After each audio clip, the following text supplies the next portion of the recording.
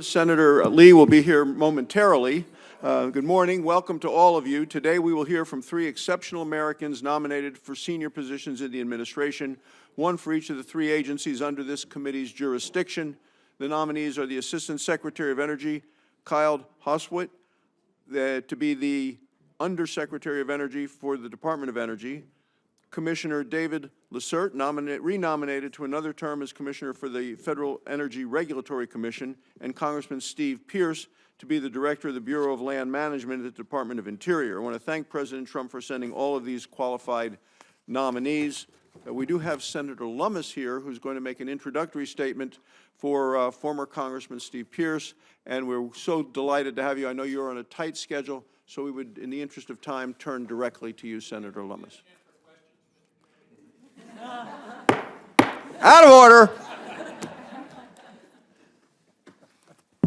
Well, thank you kindly to my dear colleague from Wyoming, Senator John Barrasso, and thank you, committee, for allowing me to introduce to you my friend and former colleague, Steve Pearce, as nominee for Director of the Bureau of Land Management. And I'll tell you absolutely, without a doubt, there is just no better person for this job than Steve Pearce. Steve and I served together in the United States House of Representatives. We worked side by side on natural resource issues that are vital to our western states. And I got to see firsthand how he operates. He fights for his constituents. He listens to his constituents.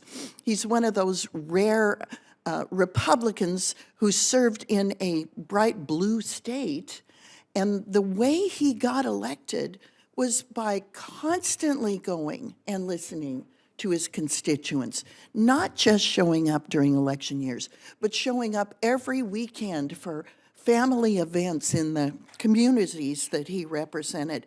And it was such a unique way that he had secret sauce in his district that it was even featured in the Wall Street Journal, how he got elected. He is very attuned to the people he represents. He fights for his constituents. When New Mexicans needed people in their corner, he showed up every time.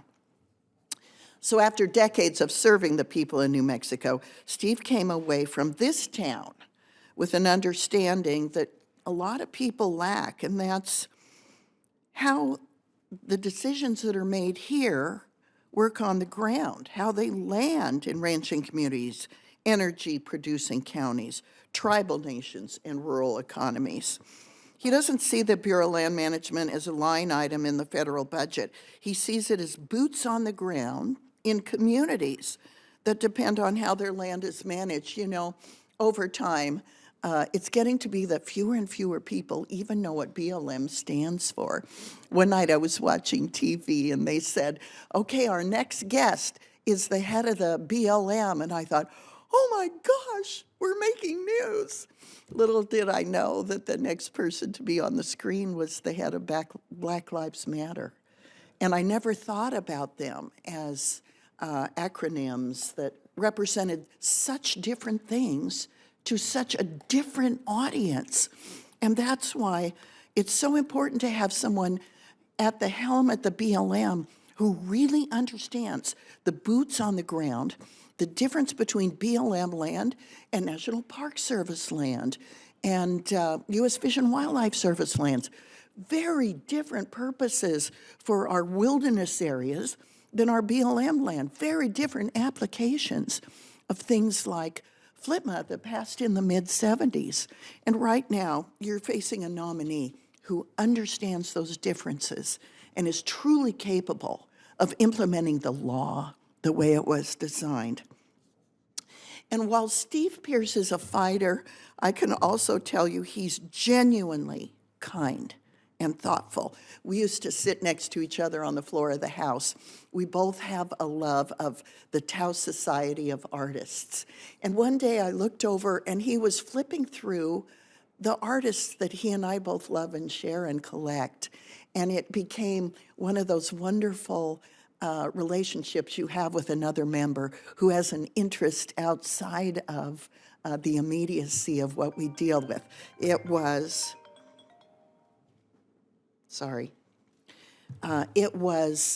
such fun because so many of the things depicted by those artists are the land, the scenery, the sky, the water, the air that is subsumed on our BLM lands.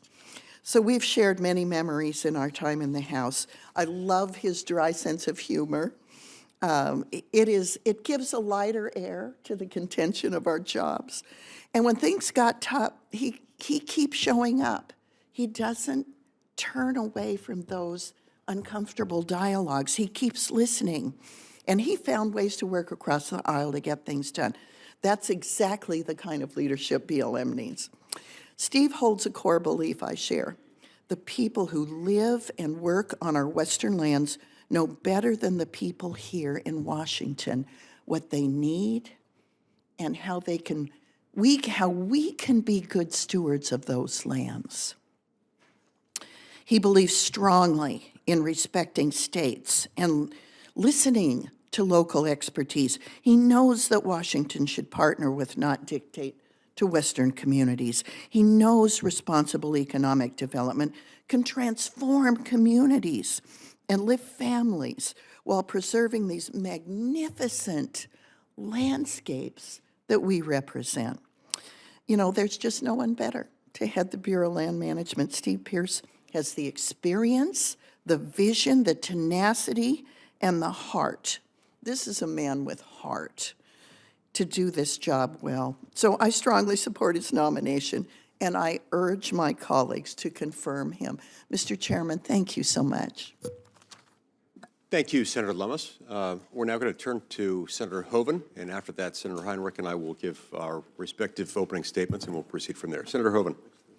Thank you, Mr. Chairman, and thanks to both you and Ranking Member Heinrich. Appreciate you holding the hearing today, and I appreciate this opportunity to welcome Kyle Haustveit back in front of this committee. And it wasn't that long ago you were here, and you're back for very good reasons with, I think, just a great decision by President Trump to nominate you for this new role at the Department of Energy. Kyle served at the DOE with distinction. He was the Assistant Secretary for Hydrocarbons and Geothermal Energy, and doing a great job in that role. And we've worked closely with him, so I know that firsthand. And his background in energy, diverse, whether it's fossil fuels, but all types of energy, really is impressive. And now he is nominated for the Undersecretary for Energy slot, so the third ranking position in the Department of Energy, and is a great, do a great job in that role, along with Chris Wright, who also I know personally and has done a fantastic job, and James Danley, who we all know from his time at the FERC. So just an outstanding team leading the Department of Energy. Also, welcome and congratulations to Bria, his wife, and 4 children. I think they're all, I see 3, I'm missing 1, but he's, oh, there, oh, she's, yes, my gosh, she is a young lady. I missed that. Are you, Neva, am I saying that right? Nevea. Well, welcome to you. I'll bet you're a good babysitter for the other 3. I'm just guessing. Yeah. Harper, Noah, and Hudson. So welcome to all you guys. Hudson, what happened to your wrist? Huh? You playing some sports? Oh, okay. I know how that goes. Bria's from Kenmare, so that's not too far where I grew up, northwest of Minot there. So you have a beautiful family. And I guess you better, Kyle, you got to be on your game, man, because it sounds like the parents are watching remotely. Your parents, Tom and Donna, and grandparents, Dewey and Phyllis. So you're going to really have to be on your game today, man. But again, congratulations to them as well. Born in Fargo, we love that, and raised in Tioga. So again, another person from Northwest North Dakota, like myself and your wife, and grew up living the energy economy in the Williston Basin. So I mean, it's in his blood. Third-generation energy worker, petroleum engineer by training. But innovator and a problem solver. He invented a patented hydraulic fracturing technique that's now used across multiple shale basins and technology that, as both the Chairman and Ranking Member know, have been incredible in unlocking energy from shale across the nation, both oil and natural gas. And we've been working on what we call in North Dakota Crack the Code 2. So Crack the Code 1 was when we figured out how to produce oil and gas out of shale economically. Obviously, we knew we could do it from a technological standpoint for years, but the key was making it commercially viable. And we worked on that actually back during my days as governor in that 2000 timeframe.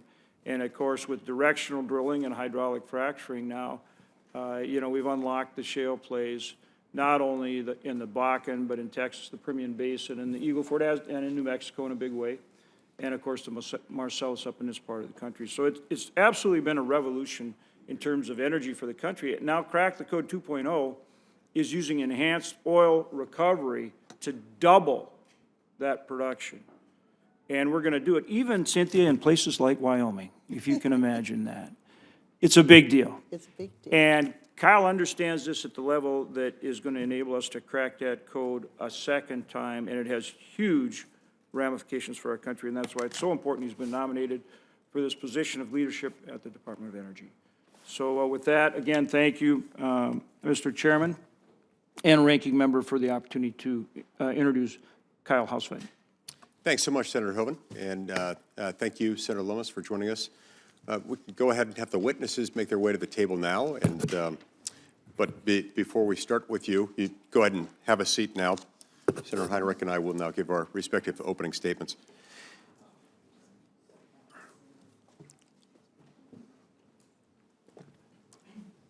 Today's nominees have been nominated to positions and have a lot of challenges before them.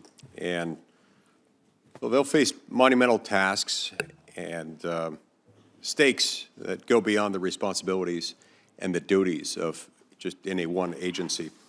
They go to a basic question: can the United States govern its resources in a way that's capable of meeting the moment?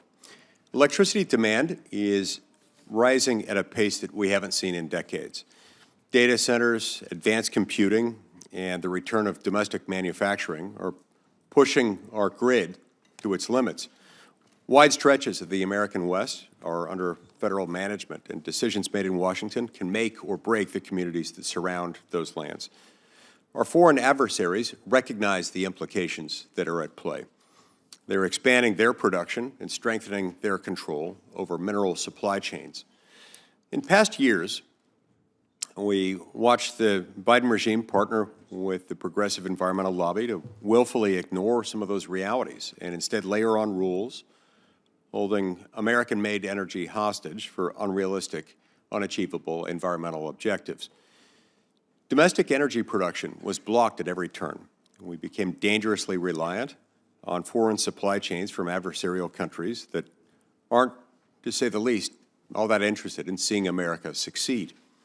Rather than treating American energy and mineral resources as strategic assets, they instead treated them as liabilities to be phased out and to be kept in the ground in perpetuity. We saw a governing philosophy that ignored the people most directly affected by their decisions. Local officials, county commissioners, tribal leaders, and small businesses showed up, offered their expertise, and then watched painfully as the final outcome bore little resemblance to what they put on the record. That approach deepened distrust and deeply damaged the relationship between Washington and communities throughout America that were forced to live with consequences made hundreds, sometimes thousands of miles away. Each of you, if confirmed for the position for which you've been nominated, each of you will have tasks before you that involve reversing that course. At the Bureau of Land Management, that means administering some 245 million acres of public land and 700 million acres of mineral estate under multiple use and sustained yield mandates that have been outlined over the years by law by Congress.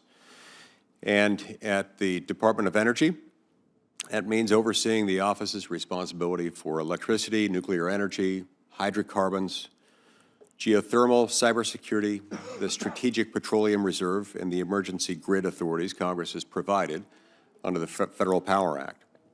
And at FERC, it means exercising regulatory judgment over interstate transmission, wholesale markets, natural gas infrastructure, and the orders that shape investment across our entire economy. What matters now is how that authority will be exercised. Will America's resources be developed here at home, or will we be forced to rely on foreign competitors? Will communities have a genuine seat at the table, or will they simply be notified after the fact that their concerns have been disregarded? I look forward to hearing from each of you on how you'll intend to carry out the duties and the responsibilities of the respective offices to which you've been nominated. Thank you. And Chair now recognizes Senator Heinrich, the ranking member of this committee.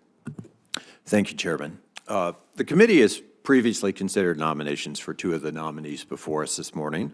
The Senate confirmed Mr. Haustveit's nomination to be the Assistant Secretary of Energy for Fossil Energy last September, and Mr. LaCerte's nomination to serve the final year remaining on a vacant seat on the Federal Energy Regulatory Commission. But the committee still has an obligation to examine Mr. Haustveit's qualifications for the broader responsibilities that he will have if confirmed to be the Undersecretary of Energy, and we must consider whether Mr. LaCerte has earned an additional 5-year term on the Federal Energy Regulatory Commission. Our third nominee poses a somewhat greater challenge for us. Congressman Pearce, who I've long known and often worked with, has been nominated to be the Director of the Bureau of Land Management. If confirmed, he will become the steward of more than 244 million surface acres of public land and another 700 million acres of subsurface minerals. The Federal Land Policy and Management Act, the law that established the Bureau of Land Management, prescribes how the director is to perform his important duties. It says that he is to manage the lands and resources under his jurisdiction as public lands. They belong to the public, not to any special interest, but to the American people as a whole. And not to our generation alone, but to future generations as well. The Public Lands Charter calls for them to be managed for fish and wildlife, as well as for energy and mineral production, for recreation, as well as resource development. Their value is to be measured not in economic returns or unit output alone, but also in the intangibles of scenic, scientific, historic, and archaeological values. A friend of mine likes to describe public lands as the anvil on which our collective Western identity was forged. I think that kind of sums it up.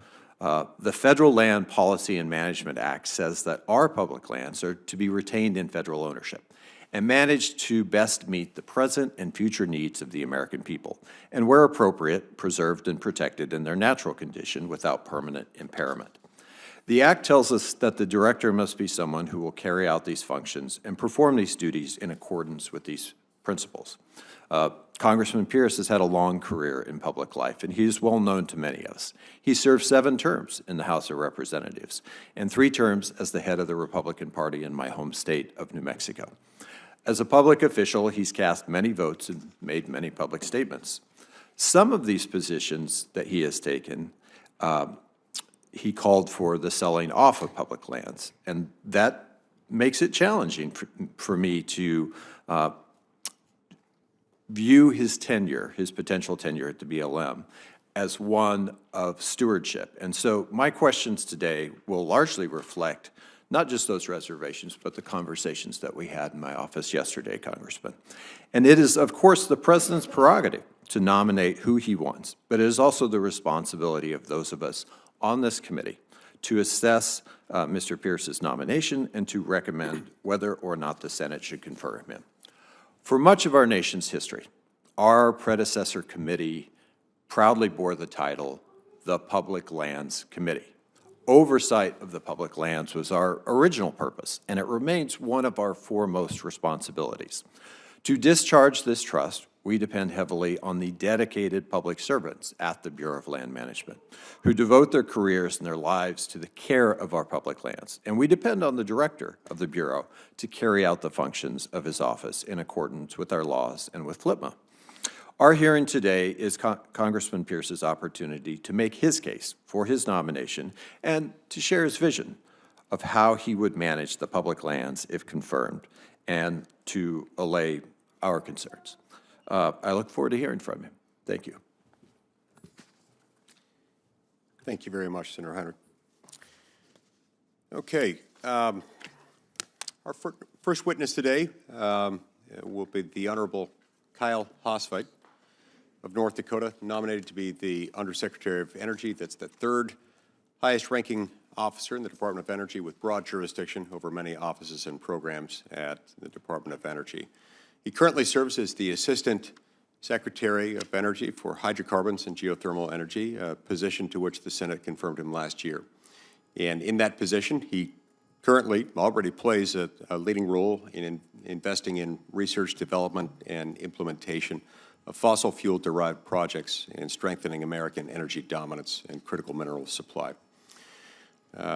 He is, prior to his current service, Mr. Haustveit worked on energy issues in the private sector, and he's a graduate of Montana Technical University and the University of Oklahoma. Our second witness today is the Honorable David LaCerte of Louisiana, renominated to his current position as Commissioner of the Federal Energy Regulatory Commission. FERC, of course, is charged with developing electricity and natural gas at reasonable prices and has jurisdiction over interstate electricity transmission and wholesale electricity sales, as well as interstate transportation and sales of natural gas, in addition to regulating hydroelectric facilities. Mr. LaCerte is also no stranger to this committee, as he too was confirmed to his current post by this committee and by the Senate just a few months ago. He's got a distinguished career at both federal and state levels in government, in addition to his deployment as a United States Marine in Afghanistan. Mr. LaCerte is a lawyer. He served as a lawyer, among other things, at Baker Botts and graduated from Nichols State University and Louisiana State University. Our final witness today is, of course, the Honorable Stevan Pearce of New Mexico, nominated to be the Director of the U.S.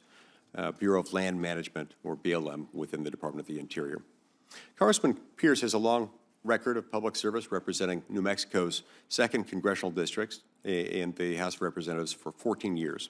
Prior to that, he served in the New Mexico State Legislature. He also served as a pilot in the Air Force during Vietnam, where he was decorated for his actions during combat missions. He's a graduate of New Mexico State University and Eastern New Mexico University. His service as an elected official from a western state provides him with the necessary experience and expertise to run a BLM. Before the witnesses begin their testimony, I'll swear them in, so if each of you will please stand and raise your right hand. Do you solemnly swear that the testimony you're about to give to the committee will be the truth, the whole truth, and nothing but the truth? I do. Let the record reflect that each witness responded in the affirmative. You may be seated. Also, it is the committee's practice to ask the following 3 questions of all 3 nominees who appear before us for confirmation. First, will you be available to appear before this committee and other congressional committees to represent the positions of your agency and respond to issues of concern to Congress? Yes. All 3 witnesses responded in the affirmative. Second, are you aware of any personal holdings, investments, or interests that could constitute a conflict of interest or create the appearance of such a conflict of interest should you be confirmed and assume the office No. to which you've been nominated? No. All 3 witnesses responded in the negative. And third, are you involved in or do you have any assets in a blind trust? No. All 3 witnesses responded in the negative. With that, I'll now invite each of the nominees to offer their opening statements and to introduce their guests with them if they choose to do so. We'll begin with Secretary Haustveit. Chairman Lee, Ranking Member Heinrich, and distinguished members of the committee, thank you for the opportunity to appear before you today. I'm deeply honored to be considered for the role of Undersecretary of Energy at the U.S. Department of Energy. I want to express my sincere gratitude to President Trump for my nomination and to Energy Secretary Wright for his support. Thank you to Senator Hoeven for the kind introduction. Thank you to my family and friends here with me today and those watching online. Here with me is my high school sweetheart, best friend, and wife, Bria, our 4 children, Nevaeh, Harper, Noah, and Hudson, along with several close friends. Thank you all for your love and support. I want to give thanks to my Lord and Savior, Jesus Christ, for his grace and guidance in this journey. I was born and raised in North Dakota, just a few miles from the historic Williston Basin Discovery Well. My family's roots run deep in both energy and agriculture. One grandfather managed drilling operations while the other farmed our family homestead, where he and my grandma still live today. Growing up, I developed a profound appreciation for both industries and the critical role energy plays in modern agriculture, from fueling tractors to providing the fertilizers that nourish our crops. I'm proud to say that I'm a third-generation energy worker. My family's connection to energy spans decades, and their hard work instilled in me a deep respect for the industry and its importance to our nation. With a small nudge from my late grandfather, I pursued a degree in petroleum engineering at Montana Tech, followed by an MBA in energy from the University of Oklahoma. This combination of engineering and economic study has been instrumental in shaping my career and preparing me to address the challenges and opportunities in the energy sector. Early in my career, I was fortunate to lead a team that invented and commercialized a diagnostic technique now used globally to optimize hydraulic fracturing and resource development. This experience sparked a growing passion for energy and technology, which led me to leading an energy ventures team. In this role, our team had the privilege of investing in early-stage technologies rooted in fundamental science, including a leading next-generation geothermal company with operations in Nevada and a 500-megawatt development underway in Utah. Our team also conducted technical evaluations for innovative projects such as direct lithium extraction from brine in Arkansas and California, carbon capture, utilization, and sequestration in Wyoming, and produced water treatment and beneficial reuse in New Mexico. These experiences have given me a front-row seat to the incredible innovation happening in our energy industry across our resource-rich nation. I've been blessed to build my career during one of the most transformative periods in energy history, the shale revolution. The shale revolution brought about by industry and enabled by part from fundamental research from our tremendous national laboratories. This technological breakthrough moved the U.S. from the world's largest importer of LNG to the world's largest exporter, positioning us as the global leader in oil and natural gas production, transforming us from energy dependent to energy dominant. The energy industry has not only powered our nation, but it has also fueled economic growth, strengthened national security, and improved the quality of life for millions of Americans and our allies around the world.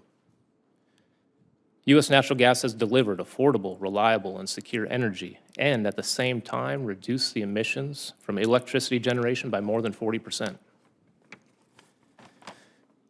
It has been a privilege to contribute to this progress, and I am passionately aligned with President Trump's common sense energy agenda, an agenda that will ensure that future generations have access to affordable, reliable, secure, and abundant energy made in America.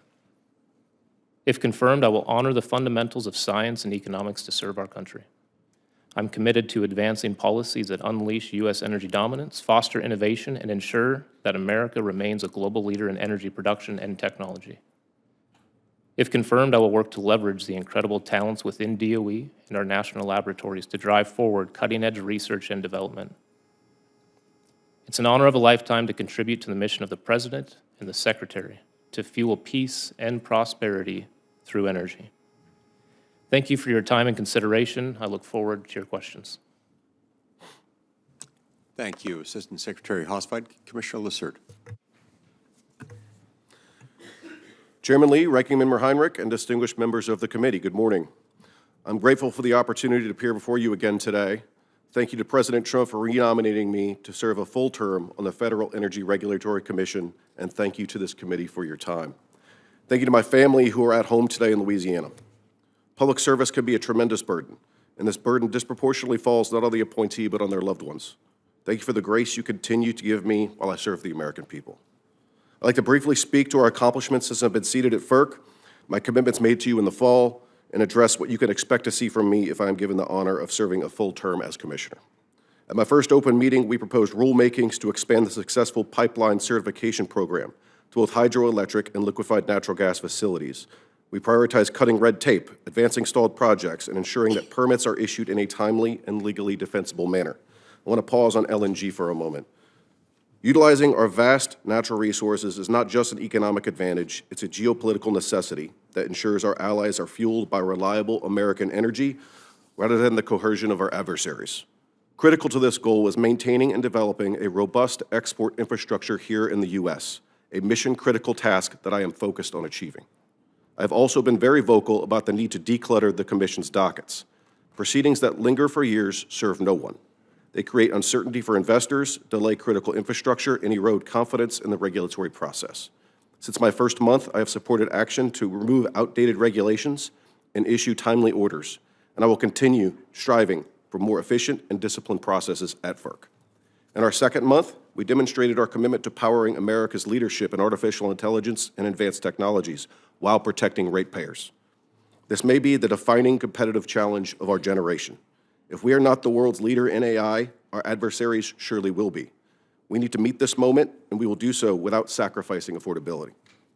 In December, we issued an order addressing service to large load, including data centers, co-located with generating facilities through revisions to PJM's tariff.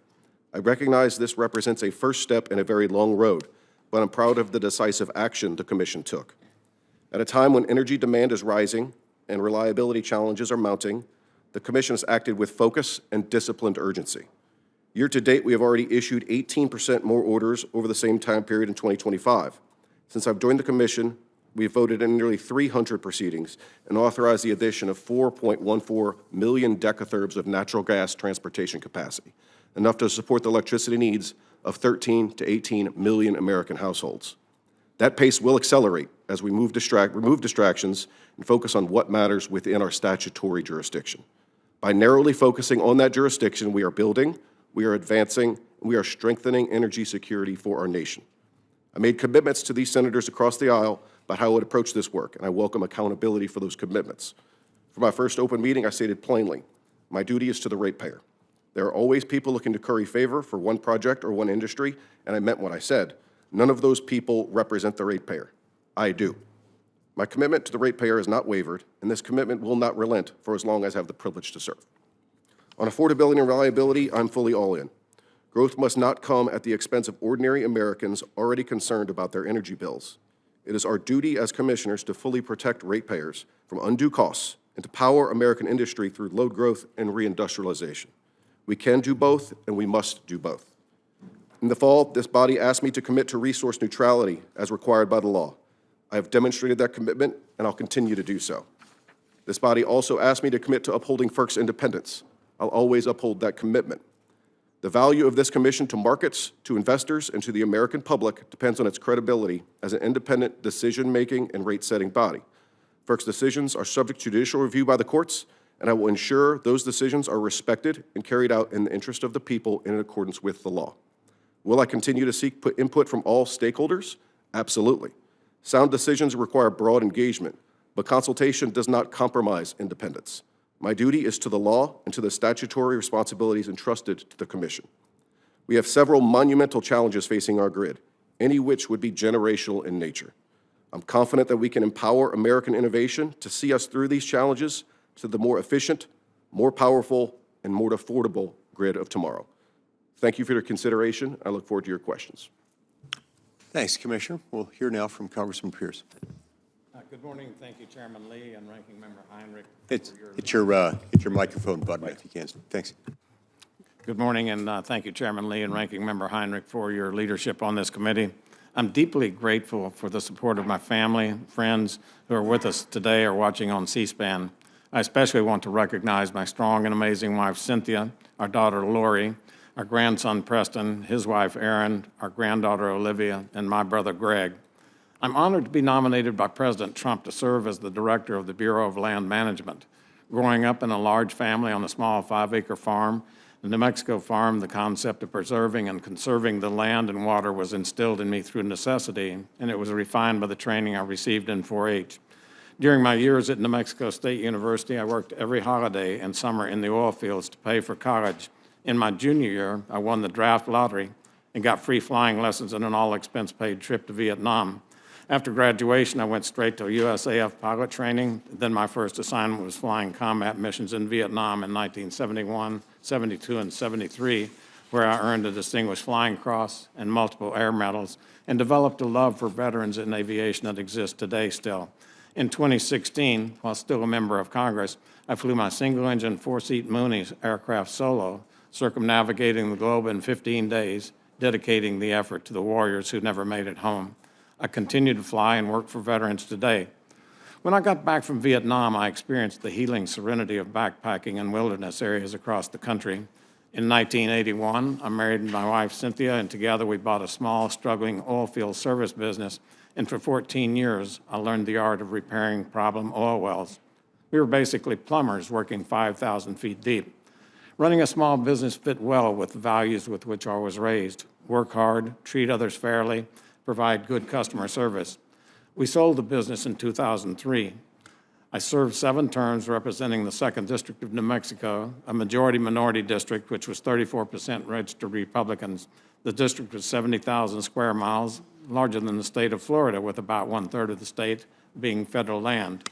The 2nd District provided many examples of what multiple use means. Hunting and access and outdoor sports are drivers of one local economy. In another area, oil and gas provide the jobs, yet another has national parks and monuments.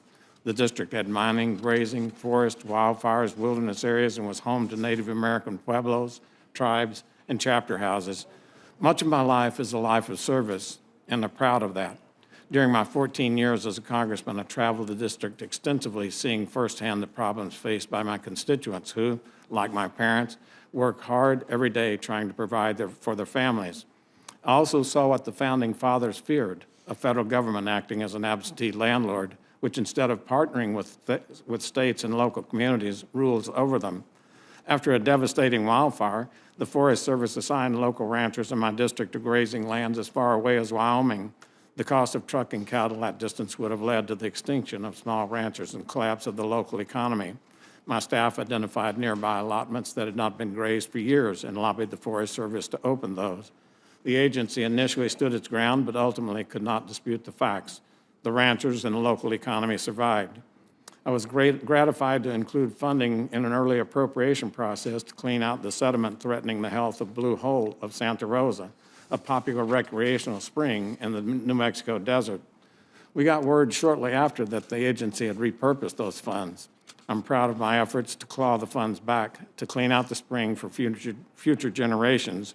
These examples show my distinct dedication to working with local stakeholders and the federal government to ensure our land managers are making decisions based on local input in accordance with the law. If confirmed, I fully intend to uphold these same principles as BLM director and ensure local input is a key factor in my decision-making. I've also seen firsthand the importance of our public lands and support those missions completely. I've met many of the dedicated public servants who make the federal agencies work, and together we accomplished amazing things. When the lesser prairie chicken was at risk of being listed as endangered, my office worked with all the stakeholders to establish a voluntary process to increase habitat and prevent a listing. I believe that we can duplicate those efforts to solve not only endangered species, but orphan wells, abandoned mines, and many issues, including providing clean and plentiful water. President Trump has proven we can achieve his vision of energy dominance while providing clean air, water, and soil. We must preserve the natural spaces so that all people have access to the spiritual beauty of the outdoors, where hunting and fishing can be passed down from one generation to the next, where critical minerals can be developed, freeing us from dependence on China, and Native American lands and resources can be protected. The security and economic health of the country, especially the western states, rests squarely on the shoulders of the BLM. We can and must balance the different uses of public lands. Local economies and future generations depend on us doing our job right. Thank you, and I look forward to your questions. Thank you very much. We'll now begin our 5-minute rounds of questions, alternating between Republicans and Democrats in order of seniority, subject to the early bird rule. And we'll begin that now. Assistant Secretary Haustveit, let's start with you. My state, the state of Utah, has enormous geothermal potential, and the office that you currently lead at the Department of Energy funds geothermal research and development. Can you talk about some of the exciting work that has been going on in that office, the one that you currently lead, when it comes to developing and commercializing geothermal power at scale? Yes, Senator, thank you for the question. To start with, we share oftentimes that the problem statement for geothermal today is identical to that of the shale revolution 25 years ago. We have a vast resource in place that lacks the natural permeability to produce at commercial rates. That was the same problem statement for oil and gas 25 years ago. We solved that with horizontal wells and multi-stage stimulation. It's the same problem statement for geothermal today. And one of the methods to extract that resource is with horizontal wells and multi-stage hydraulic fracturing. A project in your home state, Forge, funded by the Department of Energy, was groundbreaking.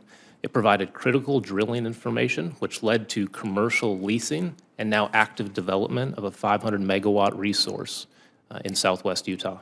Along with that, just this morning, we announced the department's largest ever funding opportunity for geothermal, $171.5 million, focused on reservoir characterization and pilot scale demonstrations. On the resource characterization, what's important about that is the western part of the country is not as well explored as many of the shale basins. The shale basins had a benefit because most conventional basins exist on top of an unconventional shale. So we've drilled through these resources for over 100 years, and with that, we've logged it and we could map it. We lack that information in the subsurface in the West. And that's part of the reason that one of our topic areas is to do exactly that, help support the industry in de-risking the resource and finding more hot rock that we can develop commercially. Our goal is to take geothermal out of the other bucket. When you look at the energy stack, you see this sliver of energy that sits on top of all the other primary energy sources. Our goal is to provide cost-competitive gigawatt-scale power generation from the vast amounts of geothermal resource in the United States. So your hope is that on those western lands that are not as well known, that haven't been as thoroughly explored, to help replicate some of that so as to create the information necessary that would lead to more lease sales and more utilization for geothermal. Yes, Senator, that's correct. Thank you. Commissioner LaCerte, natural gas is the backbone of the modern electrical grid in America. Without access to natural gas, without access to very plentiful supplies of natural gas at reasonable prices, there would have been widespread outages across the East Coast just during the most recent winter storm. We don't even have to go back more than a few days to cover that. Looking back at your first few months as a member of FERC, how has FERC moved the needle on clearing the backlog for natural gas pipelines and LNG facilities? That's a great question, Senator. Thank you very much, and thank you for acknowledging the work that natural gas has done to keep the lights on, keep homes warm, and quite frankly, save people's lives over the past several weeks as most of the country have gone into a deep freeze, a really unprecedented deep freeze, where gas has really done all the heavy lifting. And at FERC, I think you could see, I mentioned in my opening, we've approved more gas than the first 4 months during my tenure here than we have in quite a while. We're going to continue to keep that work. We're going to continue to right-size NEPA under Stevan County. We're going to continue to hold our states to the fire and make sure they're making smart, right decisions for a lot of generation siting. And quite frankly, we need to focus more on natural gas as the reliable, clean energy source that it is. And you're right, you could see moving up and down the East Coast, the areas where have an abundant supply of natural gas through our pipelines fared much better than the areas that did not. So we think that we're very blessed geologically in our country to employ these molecules, to put them to work, and we need to do a better job of that across the board. With those pipelines, I completely agree. The pipeline infrastructure is essential to that. What do you see as the biggest obstacles slowing that and threatening the progress on that front? Well, I think you see that here. I think we've struggled with the Clean Water Act certifications for quite a while. I personally do not believe that one state should be able to hold the hostage a whole region of the country to accessing clean natural gas. That is an issue before you, and I look forward to Congress addressing that. Great. Thank you. Senator Heinrich. Thank you, Chairman. Welcome to all of you. Congressman, I'm going to start with you. And when I looked at the constituent communication with respect to your nomination, there are sort of like two issues that dominate probably 90+% of it. And we discussed these yesterday. The first is just the issue of the potential broad-scale divestment of public lands, and this is something that came up with Secretary Burgum in his nomination as well. And I think he did a good job of talking about how while it may be completely appropriate to divest of certain isolated parcels of public land for affordable housing and other public purposes, that there wouldn't be a broad-scale selling off of the public lands. And because of some of your previous writings and statements, there is a concern in the public and among New Mexicans that a sale of public lands on a broader scale might be part of the new BLM agenda. Can you speak to that and maybe allay some of those concerns? Thank you, Senator, and I appreciate the chance to talk about this. The Secretary has been very straightforward that he does not visualize any large-scale sales of land. Flipman does not allow BLM to go in and the director of BLM to have these large-scale sales. That's something that frankly, the isolated parcels, I would look to the members of this committee to identify those. I think that from my time in office, I know that I would have understood better than any director of BLM the sensitivity of this piece of land or that piece of land. And so that's the reason when I say I'll look to you all on that. There is a monumental amount of work to be done. And again, I would say gladly I would use the help that you all could provide in identifying those parcels. But just to put it into context, when I first got to the state legislature, Los Alamos, the home of Los Alamos Labs, was trying to get 5 acres, and they'd been trying, they said, for years. I don't know if that's even occurred today, but when it didn't occur then, the community was forced to move 20 miles down a mountain and form a community there where people could afford to live. And then in the wintertime, we lose 2 or 3 people who work at the labs every year off those snow-covered passes. And it's that kind of restrictive holding that I think that we're meant to address. But again, It's where the focus should be. I look to you all to provide that focus for the agency. The other issue, and I've got correspondence from a number of Las Cruces City councilors, Mayor of Mesilla, Doñana County commissioners, and state representatives and senators in southern New Mexico, as well as Soil and Water Conservation District members, is the issue of the future of the Organ Mountains Desert Peaks National Monument. I know there's a lot of water under the bridge on that issue between both of us, but what would you say to those elected officials in Doñana County about your approach with respect to the monument? Senator, again, thanks for the opportunity to clarify that, because that issue was very hotly contested in the county for about 15 years, and eventually it was designated by executive order. I very rarely look in the rearview mirror, and especially looking at this job and the amount of work ahead of us. I don't anticipate going back and reviewing that. At the end of the day, it's a presidential decision anyway, but I don't view myself as going and making a recommendation. There is too much ahead of us to get done to focus on things that have happened in the past. It's been recognized and operating. I appreciate that very much. I also want to say how much I appreciate your interest in orphan wells and abandoned mines. That's a place where I think we can really build some bipartisan support for that kind of work, and I look forward to continuing that conversation with you. I'm going to switch now to Mr. Haustveit, and I'm going to ask the same question that I that I asked your predecessor during his hearing about a year ago, and that is, would you agree that in this environment of increased demand, probably the most increased demand we've seen since the invention of the air conditioner, that we need an energy strategy that is focused on rapidly expanding production from all available sources, including things like renewables and storage? Senator, thank you for the question. As we've seen in the last month or so, it's critical that we prioritize reliability. We've seen with the winter storm that when people need lights, they need heat, we need to make sure we've got the energy forms available to deploy on the grid. So I believe in the best of the above. Not all energy is created equally, and not all energy types should be deployed across every different region of the U.S. and of the world. So best of the above, prioritize reliability, affordability, to make sure that we take care of American citizens. Yeah, and I would agree with you that reliability is non-negotiable. I will also point out that, you know, we've been able to develop a grid in New Mexico that is incredibly clean and more reliable than most in the country, and yet also produces that energy at a price per kilowatt hour that is a lot lower than many places around the country. And I think I hope that we can continue to see that kind of progress. I look forward to working together. Thank you. Senator Pearce. Thanks, Mr. Chairman.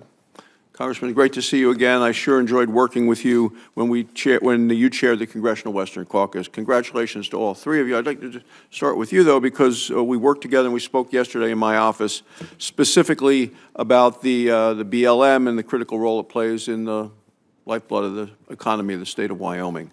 When we had the nomination hearing in this room for Secretary Burgum, I asked him a series of questions about the BLM and things and decisions related to Wyoming, and I'm going to ask you similar questions today about my home state. Specifically, we talked yesterday about the Rock Springs RMP, Resource Management Plan.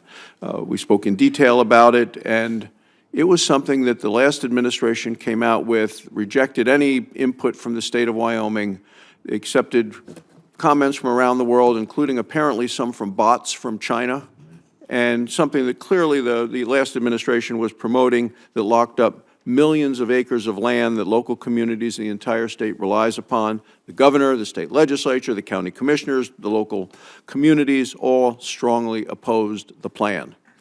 Will you commit to working with my office and to the state of Wyoming to amend what I believe is a disastrous plan? Absolutely, Senator. I think one of the more important elements of any plan is local input. Custom and culture is known by the people who live in an area, very seldom known by the people in Washington, and that is a strong commitment I make. Since you talk about the people that live locally, I think we're very fortunate in Wyoming to have field offices for the Bureau of Land Management throughout our state. This allows the federal agency to better serve our rural communities, and many of these offices are located near the natural resources all across the state where they have oversight. The field offices are located in our more rural areas, directly near our agriculture and our energy interest and industries, Buffalo, Cody, Newcastle, Pinedale. So I'm hearing from local leaders who would like to make sure that there is certainty for the next few years in terms of field offices will stay in these communities. So would you be willing to commit to working with my office to ensure longevity for our Wyoming field offices? Absolutely, Senator. And again, my county is now the highest oil-producing county in the nation, and we recognize the importance of having a close-by office to where you can take questions to them and get answers, and so absolutely commit to work with you on that. Great. Mr. LaCerte, earlier this month, you appeared at the House Energy and Commerce Committee hearing. In your testimony, you stated that a big part of permitting delay results from permitting decisions that take too long and the leveraging of judicial review to create uncertainty around project development. I mean, fear, uncertainty, and doubt are the things that stop things. Delay is no longer the currency it once was, and we frankly can't afford these types of delays. In your view, what are the biggest obstacles to a more stable and timely permitting process? Thank you for the question. I think the Supreme Court went a long way in that with the unanimous decision in Stevan County last year. I think the unanimous nature of their decision speaks to the bipartisan nature of that NEPA has been running amok and is now had been used to block projects rather than to review projects. I think that's step one. I think step two is we need to identify that the time is now to take action. I think that we've been sitting on a lot of projects for too long, whether that be in permitting, whether that be in interconnection, whether that be in siting. I think that we need to do a better job collaborating with our states to permit, site, and build more generation, and do a better job of building and progressing interstate pipelines, and doing all of the above. I think that we need to do everything better. So narrowing it down to one issue, one fact pattern, I think would be foolish. Have there steps you've already taken since you've been on the FERC? Yes, so we've right-sized our own NEPA process, which is ongoing and continuous. This work is not a magic bullet. We're going to continue to get more efficient, more effective. We're going to continue to move projects faster out of our queue. I know that a lot of things have languished over time.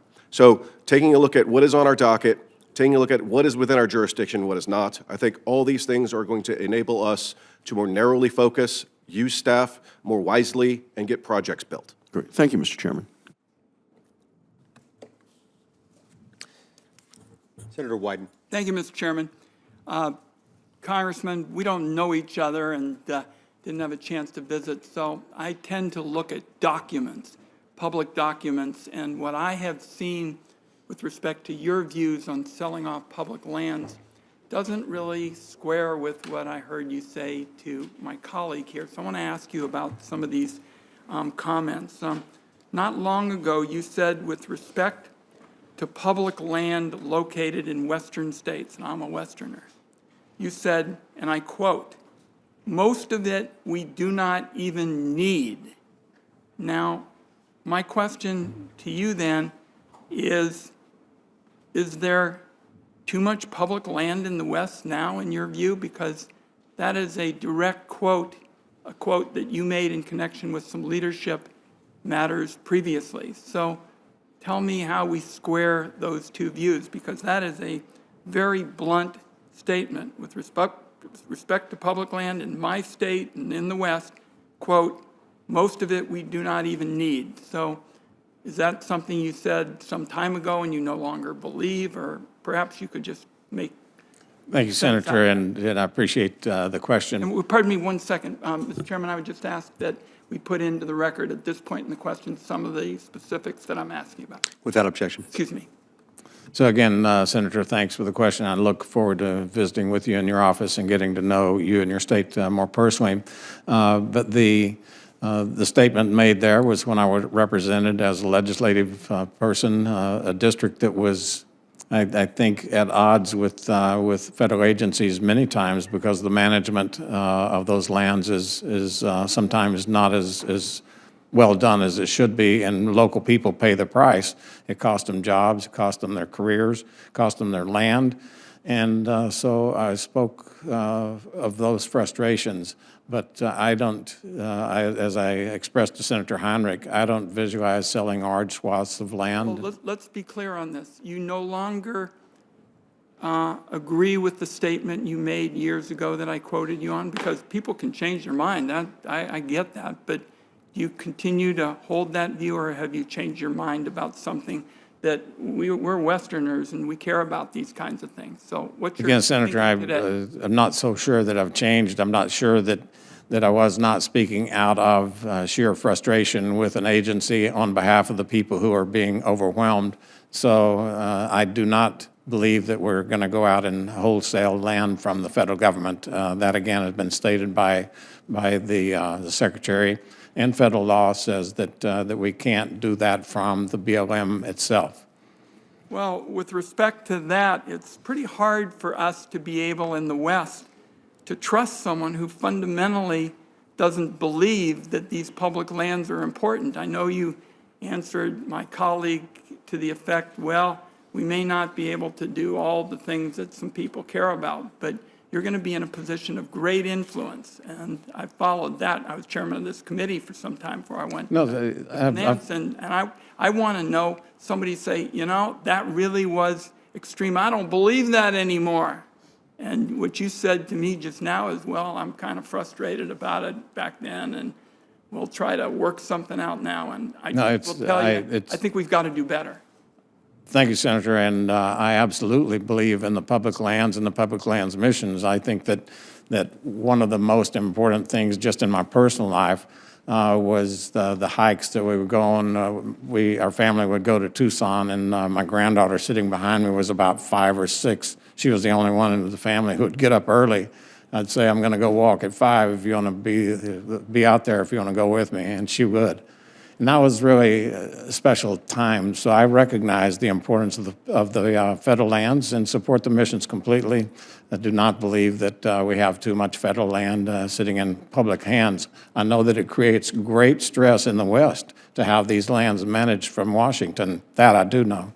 That last statement indicates you're changing your views, so I want to have some more conversation. If you are, that's a different story, because these are treasures, and I look at your career in these documents because we didn't, know each other, and you've made something of a career out of supporting the selling off of public lands, and I want to know if you're changing your position, and my door will be open to talk further. Thank you, Mr. Chairman.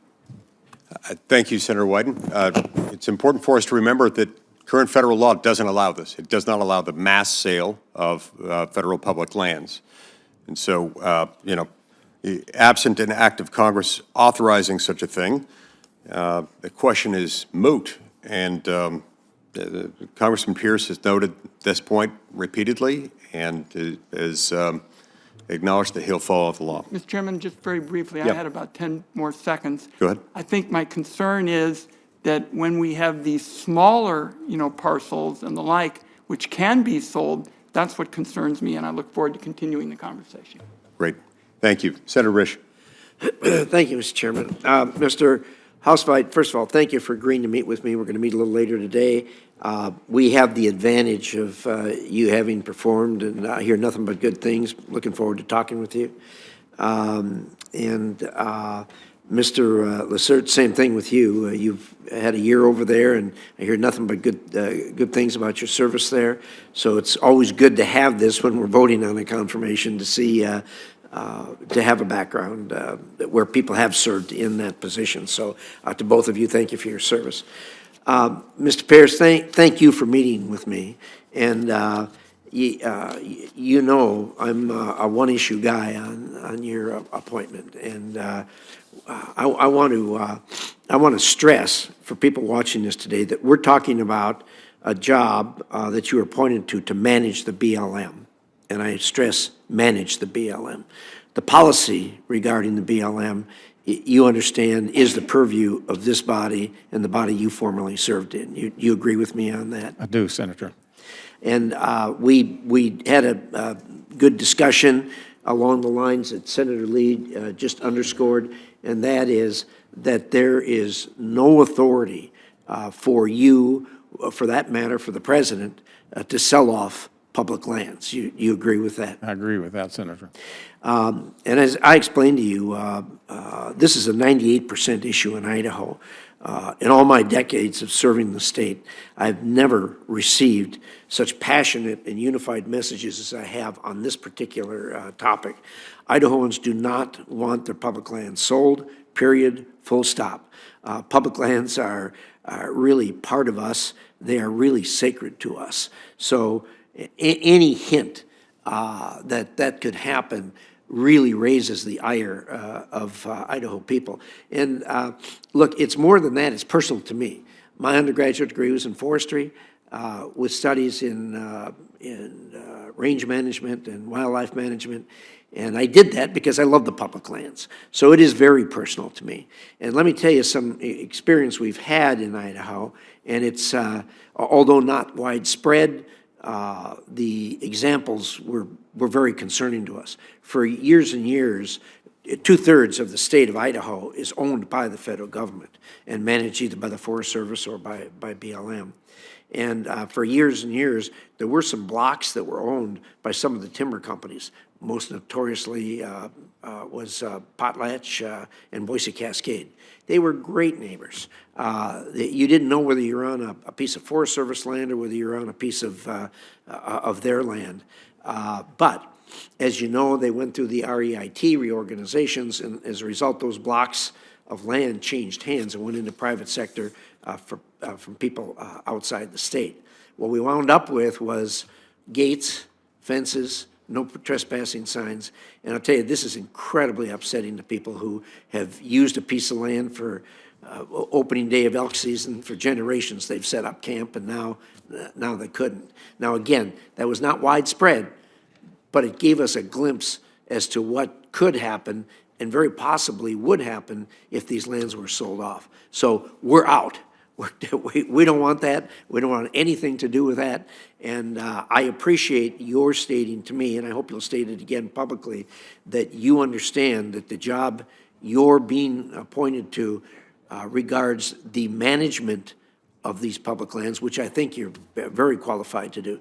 But as far as a wholesale sell-off of that, you have nothing to do about it. No matter what you thought about it, there'd be no way you could get this done without the concurrence of the United States Congress, which I can tell you is extremely unlikely at this point. Your thoughts? Thank you, Senator. Again, appreciate the time that we're able to spend in your office, and I came away with a very clear understanding of your position.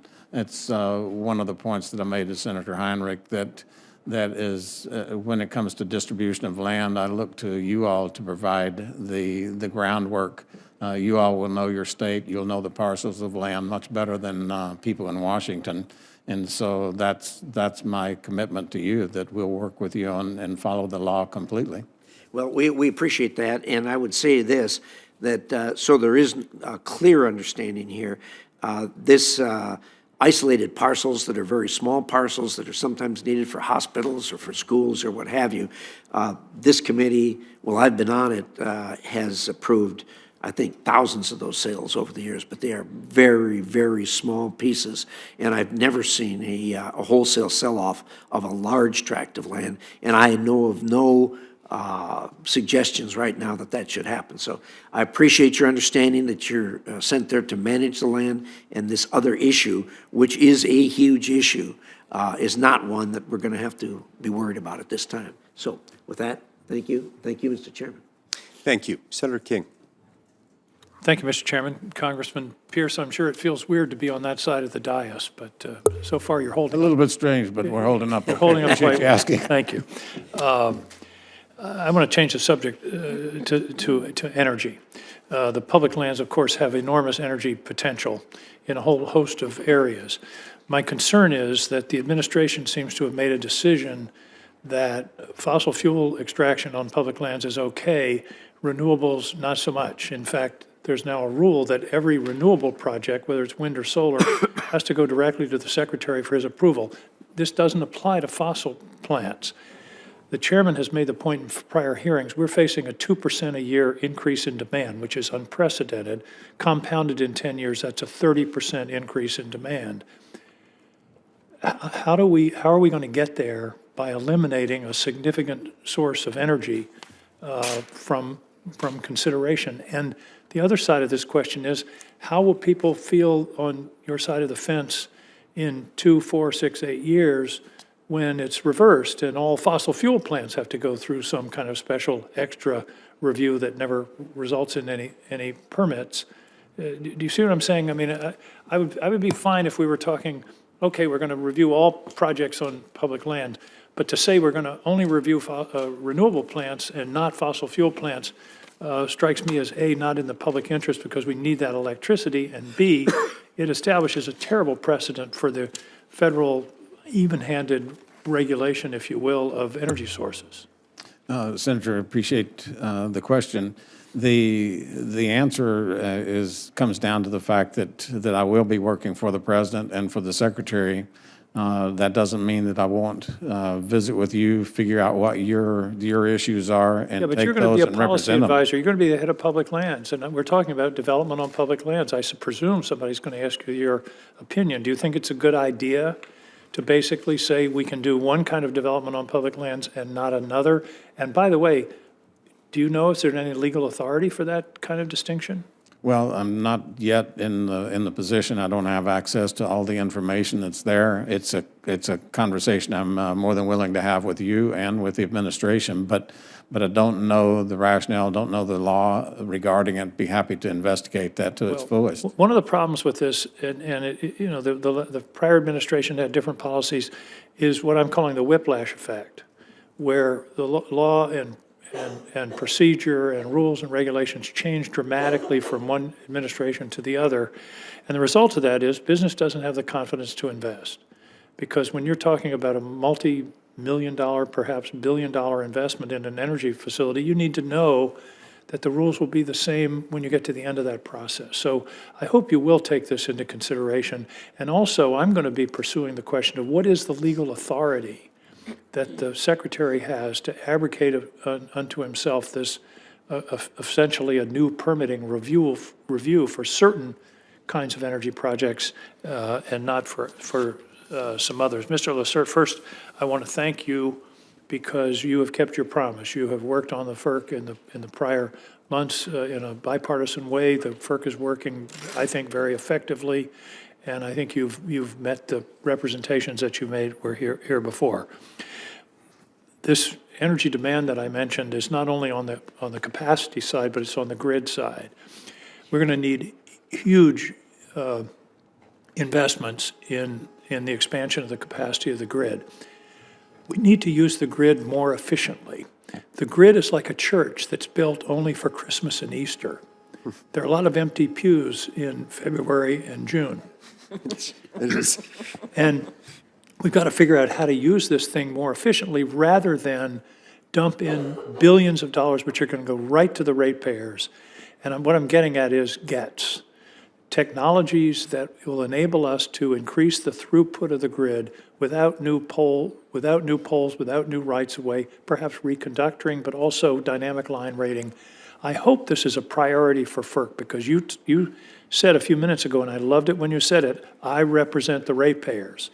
And as you know, transmission and distribution is now 50% of most electric bills. I can remember when it was 25 or 30%, and it's getting higher. So tell me how you feel about GETS. Yeah, thank you. First, I sit in the... That's Grid Enhancing Technologies. That's what GETS stands for. Go ahead. Thank you, Senator. You know, I sit in the church pews of FERC every day, much more so than my home pews of my home parish back home, sad to say. But I think you're right. I think we need to squeeze every megawatt out of the existing grid that we can, whether that's dynamic line ratings, whether that's grid enhancing technologies of any type, and I can't endorse one over another. I think we need to do a much better job of being efficient with the grid that we have, in addition to building new transmission. So you're going to see more from me in those coming months in that regard. I appreciate that, and I'm out of time, but Mr. Haustveit, what I'm particularly concerned is, and you don't have to answer this, we can do it for the record, is cyber. CSER is part of your jurisdiction, and I'm very worried. We talked about the gas pipeline. The work I've done in cyber indicates to me the gas pipeline system is quite vulnerable. I can tell you almost to a certainty that China right now is trying to penetrate those SCADA systems on our gas pipelines. I hope this will be a point of emphasis for you. You'll restore whatever cuts have been made to staff at CSER because you are on the front lines of our country being under attack. Thank you. Thank you, Mr. Chairman. Thank you, Senator King. Senator Bronkowski. Thank you, Mr. Chairman. Gentlemen, thank you for being here this morning, your willingness to serve. Appreciate each of you. Congressman Pearce, I appreciated our meeting several weeks back. It was good to reconnect with you. As I mentioned in my office, when you're confirmed to this position, you're going to be spending a lot of time focusing on Alaska issues, not just because we're special, but because we just have more BLM land than anybody else out there. So all my friends talk about what it means in their state, very, very important. But you will find that this is a significant part of your portfolio.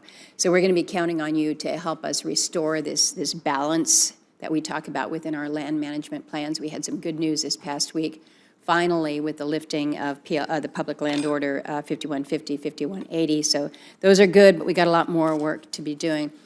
For Assistant Secretary Haustveit, I appreciate your willingness to step into this undersecretary role at DOE. I'm sure that you have this aperture, this view of the department, but I want to reinforce it. It really is about working to commercialize new resources and technologies so that we're always pushing to build out our new supplies. I think we recognize not everything is going to be perfect, not everything is commercially viable right now, but that's the point. That's why we have the DOE, to help get them there. And so it doesn't help us when the administration decides that they're going to say, okay, these resources are good, these are bad, they pull their permits, they pull their funding. So again, it's pushing on the innovation side. And then to you, Commissioner LaCerte, you were just here last fall. You know how strongly I feel about having a full complement at FERC. You guys have a tough job, and you need all of you there. So we're in a little bit of a different place in Alaska because we don't have the interstate grid, but we have a whole range of FERC issues that we're going to be asking the FERC to weigh in on, and I'm hoping to be able to ask a question in that regard. Let me first turn to you, Congressman Pearce. And been a lot of discussion about what's going on with our public lands, but we have been fighting mightily for years now to deliver on promises made to our Alaska Native veterans at the time of land selections. Those who were serving in Vietnam were not able to get their selections. This is going to require not only the opportunity for expanded land availability, but also timely processing along the way. And timely processing requires people. There's so much in the BLM space that just requires you to be able to move permits and do reviews. And when you don't have the men and women that are doing that, it makes it really, really hard to do the job. So I'm going to ask you to commit to prioritizing adequate staffing within the BLM offices. I'm looking particularly at the Alaska State offices. You know, we've got a big mandate under the President's Day One Alaska order, but you can't do that as head of BLM unless you have the folks. So just asking for your commitment on that. Senator, I'll be happy to commit to work with you. I'll be happy to come and visit personally those field offices, and to look specifically at the issue of Native American veterans. Like I said in my statement, in 2016, I flew my single-engine small airplane around the world, committing it to those who didn't make it back from Vietnam. I was fortunate enough to come back, but there's still a hole in my heart for those who didn't make it, and I will pay special attention to that issue. Look forward to working with you. Thank you. I appreciate that. And I invite all of you, each of you, to join us in Alaska. You always learn a lot when you make the trip. Assistant Secretary, I want to ask you, because there are a couple offices within the Department of Energy that we pay particular attention to. I've always felt that the Office of Indian Energy can do more in terms of financing tools, leveraging to support rural and Alaska Native communities. Equally important is the Arctic Energy Office. That has been elevated from the Office of Science to now sitting under the purview of S3, which will be you. So can you share with me real quickly your views on the Office of Indian Energy, and what do you think of the Arctic Energy Office? Do you think it's a valuable part of DOE? Senator, thank you for the question. Absolutely, both offices are critical. We went through a realignment in November and specifically emphasized those offices. So I'm proud to have the opportunity to work with those individuals, if confirmed, to partner with Alaskans, to partner with our Native Americans across the country. There's tremendous opportunity in your state and across the lower 48 as well. Good. Look forward to working with you on that. And then, Mr. Chairman, I do have one quick follow-up for Commissioner LaCerte, and this relates to the Alaska natural gas pipeline proposal. FERC has already done the work there, but there is a great deal of conversation about the potential for a spur line to the second largest community in the state, that would be Fairbanks, and how FERC can ensure that there is the potential for that. I recognize that I'm out of time, and so I'd like to have that conversation with you later, perhaps offline. I would love that. Thank you. Thank you, Mr. Chairman. Thank you, Senator Murkowski. Senator Cortez Masto. Thank you, Mr. Chairman. To the nominees, congratulations Congratulations, welcome. Welcome to all your family members here. Mr. Haustveit, thank you for meeting with me in my office. I appreciate the conversation. Congressman Pearce, I'm probably going to talk mostly to you, and this is why. In Nevada, over 80% of the land is managed by the federal government, and 63% is the BLM. The economic vibrancy of our state relies on a good relationship with the federal government and really clear, immediate answers on management decisions working with our state. One of the areas I want to talk to you about is in Nevada years ago, we passed the Southern Nevada Public Lands Management Act, an act and piece of legislation that Secretary Burgum has praised as well. This is a model for land disposal like states in the West where there's a lot of federal land. And what it does is it prioritizes disposal through a process that targets parcels based on local need and utilizes land sale revenue for conservation, for infrastructure, for recreation, for education in the state in which the land sales took place. I have introduced legislation to expand that disposal boundary to the benefit of my state for economic development, for conservation, for housing, for a number of things. My question to you is, will you support community-driven legislation, like the Southern Nevada Lands Bill, that facilitates very specific disposal of land identified by local officials for housing and economic development? Senator, thanks for the question, but also thanks for the time that you spent in your office. I thought it was very instructive and helped me understand a state that's even more federally owned than ours. But yes, I have read the comments coming from you and from the previous senator about the economic boom that is occurring on land that had very little value in the hands of the federal government. And I'm not familiar with the expansion that you were talking about, but generally I would say that I will fall very closely in the issue to where you stand. I just haven't looked at it and not familiar. Be happy to work with you. Based on your experience, though, in New Mexico and in dealing with land from your private, it is important that locals are part of this conversation and that the federal government pays attention to. It is correct, local and needs in Las Cruces, that we're building houses on some of the most fertile Rio Grande Valley land, taking it out of farming use when less than a half mile away there's just rangeland that is currently unused by the federal government. And again, we never got that transition done. We attempted it, but that was just, I think, 40 acres, and we could never get it done. So I've said multiple times that I'll work with every member of the committee and their state to figure out what makes sense in their state. I don't visualize the federal government having the best insight on that. One of the things I didn't get a chance to talk to you about when we were meeting, and the question is pretty simple. We've seen this issue in the state of Nevada, but if a rancher is grazing cattle illegally on federal land, how would you handle that? If they're grazing illegally, I think that the laws will be upheld, and we should dig into that. And again, there are pieces of the agency which deal with that, but absolutely believe that permission has to be given when a landholder, be it personal or federal, the permission has to be sacred. Thank you. And then let me just touch on something Senator King talked about, and I think we talked about this as well. In Nevada, we currently produce 41% of power through renewable resources. Most of that's solar. Solar industry in my state is roughly about 30,000 jobs, which is more per capita than any other industry. It's about $13.3 billion in investment.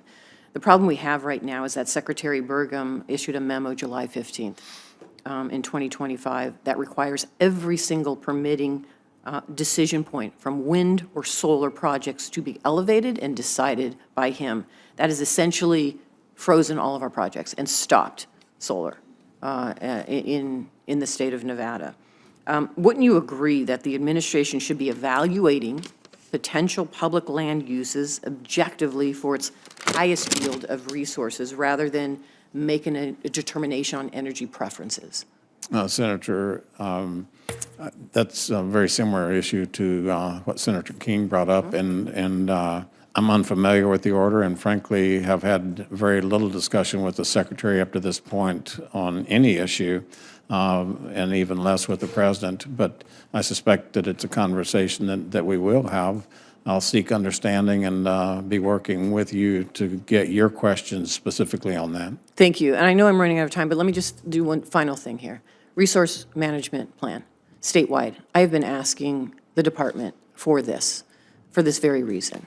Because the federal government owns so much land, there has to be a partnership and a resource management plan, taking into consideration our state, our local stakeholders, our tribes, and working together. I would hope that when you get in this position, you are willing to work with us on updating our resource management plan statewide for the state of Nevada that is to the best interest of both people in the state of Nevada, but also the federal government. I think it was Senator Heinrich that mentioned that we had tremendous outreach into every community in the 2nd District of New Mexico, and I would visualize the same effort going into the states. So you'd find me a willing partner on looking at that and working with the local communities, because that's the voice that we've got to protect. It's their economy, it's their life, it's their homes, it's their culture, it's their customs, and those are things that I'm deeply sensitive to, whether it's Native American land or just your average mountain community or whatever. Yes, I would commit strongly to that. Thank you. Thank you, Mr. Chairman. Thank you. Senator Daines. Chairman Lee, thank you. First of all, I want to give a heartfelt thanks to each of you and your willingness to serve in these very important roles. And I truly look forward to working with each one of you once you are confirmed. Assistant Secretary Haustveit, it's great to have a Butte grad here. As we say back home in Montana, it's not Butte, Montana, it's Butte, America. But a graduate of Montana Tech, it's a great institution, and really pleased to have a little of that DNA here at Washington. Congressman Pearce, we served together in the House of Representatives when I first came as a freshman in 2013. We served on behalf of two great western states, New Mexico and Montana. During those years that you served in the House, you sponsored a number of natural resources bills, including ones that sought to serve the interests of tribes, of ranchers, of recreationists.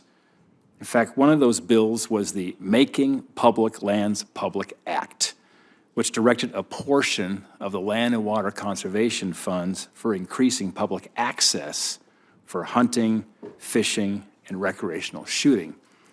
In fact, in Montana, where we're famous for a lot of things, but the movie A River Runs Through It, where Brad Pitt suddenly discovered fly fishing and ruined it for the rest of us, 75% of our fishing accesses, and I've had a fly rod in my hand since I was 11 years old from my grandpa Daines as a kid growing up in Montana, but 75% of our fishing access sites were funded by LWCF. We have access to these amazing rivers and streams because of the Land and Water Conservation Fund, and it's been successfully used to unlock access to public lands that prior were inaccessible due to checkerboard land ownership. Under President Trump, in fact, we permanently authorized and funded LWCF in that very bipartisan Great American Outdoors Act that many said was the greatest conservation win in 50 years. My question, Congressman Pearce, if confirmed, will you continue to support expanding hunting, fishing, and recreation access on BLM lands through the LWCF program? Absolutely, Senator. Congressman Pearce, we also had a great conversation about the need for forest management when you stopped by my office, the need for reforms as it relates to forest management. BLM manages 1.3 million acres of forest land in Montana and the Dakotas. Yet simple projects get bogged down in red tape and, sadly, endless litigation. However, we're making progress in helping to remedy that. I've got a bill that will fix that Ninth Circuit Court Cottonwood decision. It's passed this committee now by voice, so we've got a really strong bipartisan support for us, and it's included in the Fix Our Forest Act. Congressman Pearce, do you agree that we need to increase the pace and the scale of forest management on BLM lands and pass reforms like the Cottonwood Fix, the Root and Stem Act, as well as the Fix Our Forest Act? Absolutely, Senator. In New Mexico, we had a forest in my district that was about 1 million acres, and they were cleaning up and taking out the fuels for like 500 acres a year. With 1 million acres, you never get to the end. And I visited with members on both sides of the aisle about the need to go in and aggressively begin to remove the fuels. If we do that, then we're going to increase the water supply in the West, which is always a problem. Every tree uses a certain amount of water that should be percolating down into the aquifers, recharging the streams and rivers and springs. And so those large-scale thinning projects of tens of thousands of acres instead of hundreds of acres is something that I visualize. But I would also say that it's going to take the backing of this committee to do those large projects because it's very sensitive it's a very sensitive political issue. I understand that. People say we're going to go clear cut. I never think we're going to do that, but we do need to aggressively thin. We've watched some remarkable outcomes from proper thinning in our forests. Like, these trees are a bunch of straws in the ground. They're pulling water out, and you thin them out, then the trees remaining grow a lot faster. Suddenly you see springs that you never knew existed are refurbished. It's quite remarkable what happens to the ecosystem when we do proper forest management, wildlife habitat, not to mention reducing the risk of catastrophic wildfire. And by the way, jobs for loggers and our sawmills as well, which is also an endangered species now in Montana. When I was a kid growing up, we had 30 active sawmills. We're down just a handful because of the loss of access in many ways to our We've experienced the same thing in southern New Mexico, and again, a raging fire was on the Lincoln National Forest up near Ruidoso. The Mescalero Indians have a forest that butts right up against it, and that raging fire dropped down and became a grass fire because the Mescaleros had cleaned theirs. They had to go through the same rules, same laws, and they were able to do it. And so these are the things that cause local communities to say there is hope when they see members of the Senate on both sides saying, let's get after it and let's start cleaning up our environment. Yeah, I'm out of time here, but it is encouraging. This is becoming increasingly a very bipartisan issue. It's very bipartisan. To address this, because fire knows no boundaries, as we know. I've got a few more questions, but I'll submit those for the record. Mr. Chairman, thank you. Thank you, Senator Daines. Senator Padilla. Thank you, Mr. Chairman. Thank both you and Ranking Member Heinrich for organizing this hearing. Mr. Pearce, I appreciate the time we were able to spend in my office just yesterday. I'm going to echo some of the concerns and sentiments that some of my colleagues have raised about public lands. And it is a bipartisan. I know Senator Risch especially was passionate earlier in the hearing today.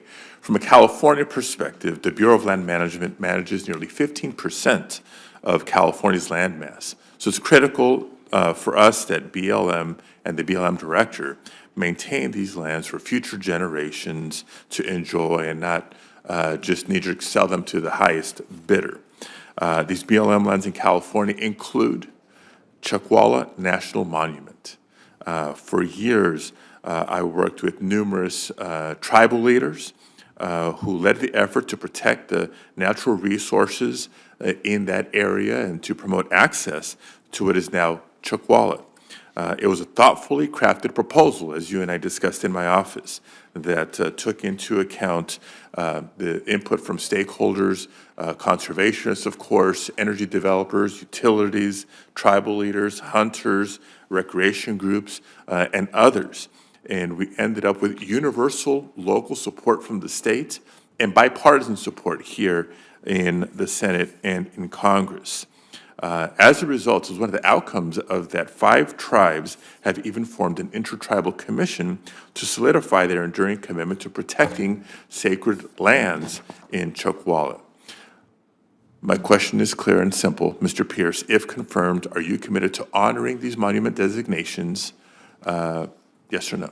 Yes. Thank you. That's a great answer. Short, clear, concise, and on the record.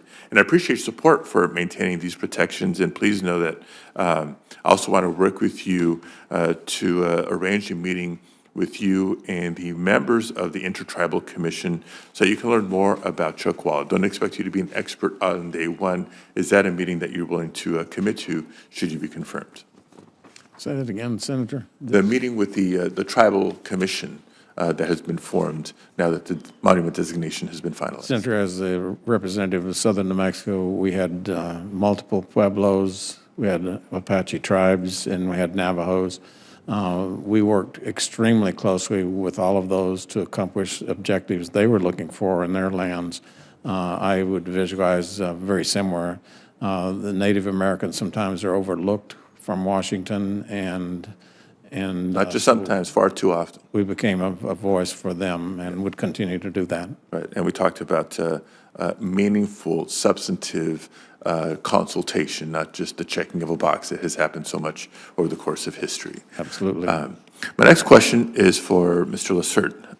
FERC has taken action to speed up large load interconnections to the existing grid. While load flexibility and co-location can be valuable tools for maximizing the use of our existing grid, they're no substitute for smart transmission investment to ensure future reliability. Tell me if you disagree. I think the way I see it, to be smart, you need a plan. So as electricity demand continues to rise, do you believe that FERC should continue to support long-term regional transmission planning? Absolutely. I think far too often in the past, I think we probably could have tightened some screws with some of the plannings that have been done both regionally, interregionally, and at the state level themselves. I think that it's important that we squeeze every possible watt out of the existing grid that we have, and that means more diligent, more proper planning, and taking a harder look at all the decisions before us. Okay. Thank you for that. I know I have less than a minute left here. Let me just say I'll be submitting a couple of additional questions for the record to each of you, and want to register one of those questions and concerns will be staffing cuts. We're serving under administration, whether it's through the budget process or through the DOGE process last year. There's been funding cuts in a whole lot of places of the federal government, staffing cuts in a whole lot of places of the federal government, with increasing demand on the services and guidance that these departments and agencies are meant to provide, how we are supposed to achieve that going forward with limited resources. So look forward to ongoing conversation with you. Thank you. Thank you. Senator Cassidy. Thank you. Mr. Haustveit, Louisiana has a big Meta AI center in Northeast Louisiana. There's one just announced with Amazon in Northwest Louisiana. In both cases, both companies have committed to building the sufficient power generation so as not to raise rates. The President in the State of the Union said, again, we should not be raising rates, and said that these data centers should. How do you ensure that? How do you make sure that they actually are carrying their weight, if you will? Number one. Number two, there's going to be a lot of transmission line upgrade required for this. And so the second part of this is, how do we get that permitting through so that as they do carry their weight in terms of generation, we have the transmission capability to make it happen? Thank you for the question, Senator. On the first one, we have a president who's an incredible deal maker. So he's already negotiated the deals with the largest hyperscalers. The deals that he highlighted in the State of the Union last night focus on not only bringing their own power to provide what they need for their hyperscalers, but more than enough so that we can have a downward price pressure for residential consumers. So working with the developers is key. We need to win the AI race. These AI data centers and power generation builds provide incredible jobs. Now, I accept that. So if it's behind the meter, then you're going to have sufficient generation. But sometimes they're going to have to transmit, say, electrons from the panhandle of Oklahoma to Northwest Louisiana. And that's going to require transmission lines. Transmission has been very difficult to get done. Any thoughts on that? Yes, Senator, I appreciate the question. It depends on where we're at. There's different solutions for different regions, but the same deal making that the president has done for power generation will be done for transmission as well. The president's committed to avoiding putting any upward pressure on rates to consumers due to data centers. We want to support the build out without. I accept that, but I'll go back to the practical nature. It's been very difficult to get large transmission lines done. I mean, it can take a decade or more, I'm told. Mr. LaCerte? Any thoughts on that? Yeah, absolutely. I think we could probably talk for weeks on end about this issue. I got 2 minutes left. First and foremost, I think we have to give flexibilities to the entities that have earned the trust and respect to have those flexibilities. We need to build procedural safeguards in place to make sure the consumers are protected.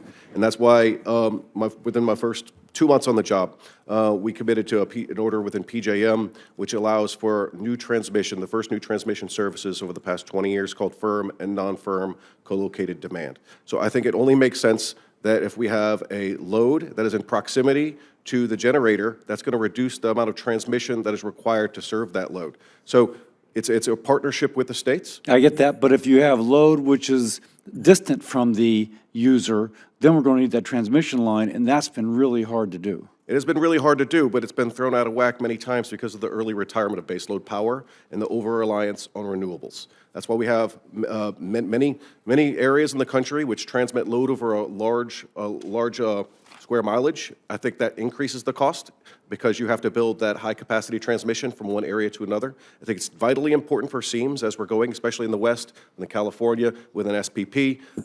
But co-locating load makes practical sense. I accept that. And I understand it's on a rehearing for me, so I can't get too much into the order. But that's a vital step in the right direction. Mr. Haustveit, on a different topic, the Supreme Court seems to have closed the door on the IEEPA tariffs. But clearly, the president wants to continue to use tariffs to protect American businesses and American workers. And if you look, countries like China arbitrage or ignore environmental laws to lower the cost of manufacturing, as much as by 20%. Our manufacturers move there, we lose the jobs, but the pollution blows over on our country. Now, so I proposed a foreign pollution fee that would be roughly equal to the avoided cost of complying with environmental regulations to be tacked on any good which is polluting, coming from a place like China. Any thoughts on that? Senator, first, the president's tariff plan has been wildly successful. We've met with countless companies who have told us. I accept that. I got a minute left. I got 30 seconds. They've told us that they're building here because of that. So I think the president's solving the solution by reindustrializing in the United States. So I hope that your plan is a moot point and we industrialize in the United States. We build what we need. We But it seems like those tariffs have been part of which have incentivized them to build here, but now the tariffs are gone. Again, I'm promoting a congressional tool to give to the president that would stand up in court, but give business a kind of certainty as to what the tariffs would be. I'm out of time. I'll just say, Steve Pearce, good to see you, man. You got my vote. Thank you. Senator Gallego.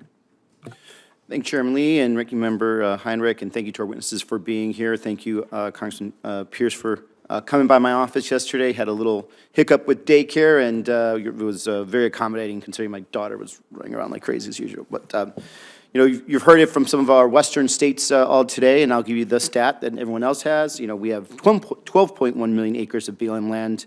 We're very, very, very lucky to have such a beautiful state, the most beautiful state in the country. And within this land, we have national monuments that highlight, you know, the beauty, the culture of the state too. Of course, one of the ones that we always talk about is the Grand Canyon and the ancestral footprints of such. And so, because of it's already been asked, but I have to do it as a home stater because this has been somewhat controversial, which when it comes to the Grand Canyon monument that has been ping-ponging back and forth. Love to make sure that, you know, there is still going to be support for that, and would like to know if you have any plans to roll back protections for the Grand Canyon. Mike. I think. Thank you, Senator, for the question, and I did enjoy the visit yesterday, and the daycare thing rings heavy and is nice. So the monuments are something I do support deeply and understand the Grand Canyon. It's one of the most magnificent things, frankly, in the world. So we'll do whatever we can. I'll work with you any way that's necessary on that. All right, thanks. And the administration has announced an initiative to build housing on federal lands with very little detail, and I think done smartly, especially as for rural Arizona, can be done in a way that could be very good to help the costs. But after the announcement, I actually asked the president and his administration for details on that because I want to make sure what we don't happen is that the best lands get given away to the richest men and women, and they end up being, you know, the estates for them, and then we stop, you know, our communities from being able to access land that is important to fishing, hunting, camping, because that's usually the land that is the closest to the cities, but then it's also land that's most likely to be valuable. So I want to make sure that anything going forward, I wanted to be thoughtful. I wanted to make sure that it is accessible to working class people. So I just want to make sure should you get in there, will you commit to providing the answers for these types of questions or inquiries, especially from U.S. senators? Absolutely, Senator, and I've mentioned a couple of times today that on those issues of use of public lands in your state, I really look forward to working with each individual senator. That each state is going to be different. But then as far as access and working class people, my dad was at kind of the lowest level of the oil field. We had a 5-acre farm, and with 6 kids, we literally sold vegetables on the highway to make things meet. Yep. The only thing we had to do for vacation was to drive up to Cloudcroft and go through that national forest. That was our vacation. If we had a little more gas, that is very true for a lot of people in Arizona too. So, for me, it's important that BLM land, especially the ones closest to the cities, is not sold off to potential as trophy homes to billionaires. So hopefully, what I'm trying to communicate to you is I want to make sure that doesn't happen. You'll do everything in your power to make sure that doesn't happen. Lastly, as a veteran, many of us use our public lands as basically public therapy, if you want to call it that, right? It's a great way to de-stress. It's a great way to think about what's going on in our lives. A lot of us will go camping together. BLM land is often the front yard for rural veteran communities. So how will you measure BLM's success in recreation and community benefit, not just in kind of production, such as like metrics such as leases, whether it's mineral leases or grazing leases? Again, I experienced the same thing you're talking about when I got back from Vietnam, backpacking in California, some of the wilderness areas and the Gila, exactly what you're talking about. And I think that access is the key, and some public lands don't have very good access. My brother's in a wheelchair. That President Bush put him on the Commission for Handicapped Access, especially to our parks. I was co-chair of the National Park Subcommittee. We dealt with that issue a lot, and so access is extremely important to me for everyone, and especially talking about aging populations. They got to be able to get there if we're going to enjoy it. Right. Thank you. I yield back. Senator Hoeven. Thank you, Mr. Chairman. Assistant Secretary Haustveit, in 2000, North Dakota produced about 100,000 barrels of oil a day, and it was going down. We went to work, we cracked Dakota on the shale play, we drove it up to 1.5 million barrels a day, and now we're back down. Now it's starting to decline down. We're at about 1.1 million barrels of oil a day. So we need to crack the code again, this time with enhanced oil recovery.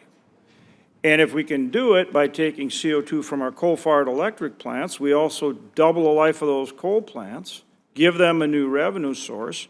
We passed 45Q, a tax credit to help do that, and use that CO2 for enhanced oil recovery.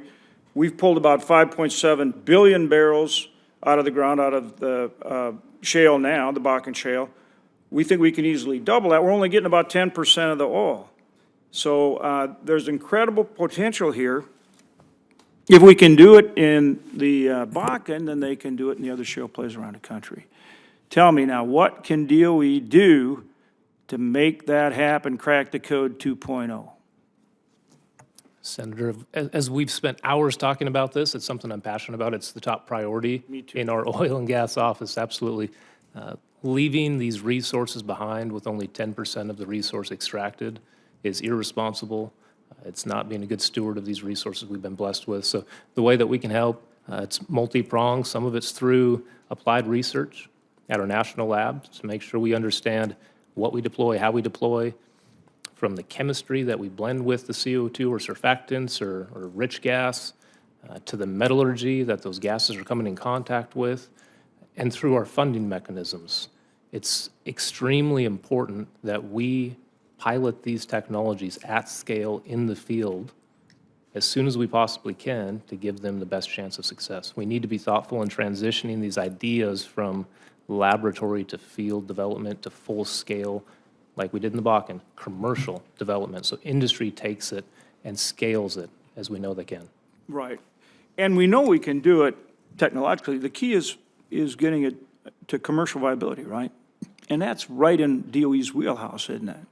So this is an incredibly big deal. I know Secretary Wright understands it. I know Secretary Danley understands it, and I know you understand it. So that's why I'm very excited about your leadership at DOE. Now, somewhat related, but I think in an interesting way, we're also looking at using a lot of that oil and gas infrastructure to see if we can't do some exciting new things with geothermal. And so talk to me about what you see as the potential. Also, I mean, again, we're using existing resources and we're using them in new and creative ways, better environmental stewardship and a lot more energy. And we need electricity and we need, transportation fuels. We need all of it.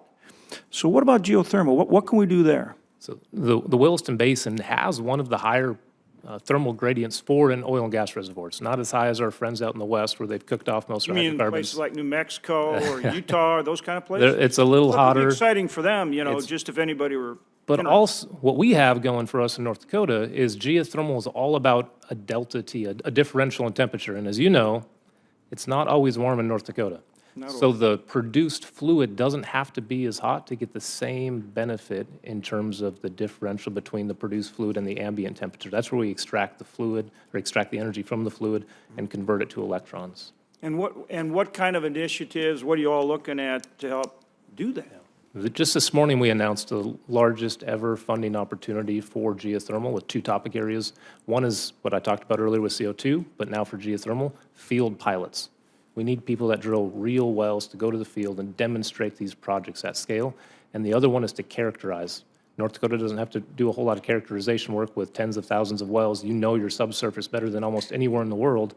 Areas in the west where there's very few vertical penetrations because there's no existing production, we need to go collect that subsurface information so we know where the highest quality resource exists. Yeah, and our Energy and Environmental Research Center at the University of North Dakota can be very helpful with that. And I would also think, as you mentioned, the national labs have a really great role to play here, too. So this is about American innovation and ingenuity that can create incredible new energy opportunities. Would you agree? Absolutely. And you're certainly committed to working on those things with the members of this committee. Absolutely, Senator. Yeah, thank you. Thank you. Mr. LaCerte, thank you for your good work on FERC. I support it. I support you, and I appreciate it. You play an important role, and you're knowledgeable, thoughtful, and good about communicating with us. So I want to thank you for that. Thank you, Senator.